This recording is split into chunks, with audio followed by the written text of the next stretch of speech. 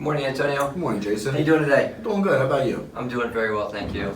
Have you heard anything about the 11-step process that we have going on this year? Heard a little bit about it, but I was curious about it. Okay. Do you have any more information about it? I do. So we're basically trying to incorporate the safety culture that we have at work with us at home to make sure that we're keeping everybody at home safe, just like we do at work. I like this. Okay. So a quick question for you. At home, because I know you wear your seatbelt every single day at work. I telematics you, I've looked at you, I've followed you out there on the road, done observations on you.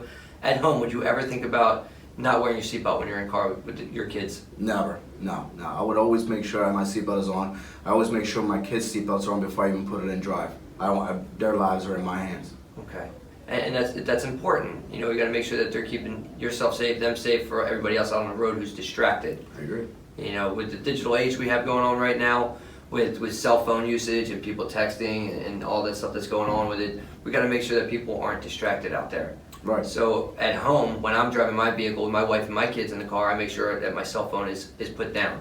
I never answer a text message or take a phone call when the wheels are in motion, just like when we're at work. I agree. I always make sure mine is always down in the console. I don't even bother with it. If it's the people that are important in my life are in the car with me, so if my phone rings, they can always wait. The people who I want a phone call from are next to me or in the back seats.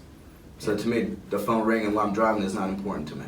That is important, and Nico is getting to be almost driving age soon, right? Yes, he is, and it's worrying me every single day. Yeah, and make sure that when whatever habits that he sees you doing in the car, he's probably going to do the same thing. Yeah, he sees me in all time. I mean, when I'm in the car, I'm always making sure I actually recite the 5 seeing habits, 10-point commentary. It's just a thing that's instilled in my head.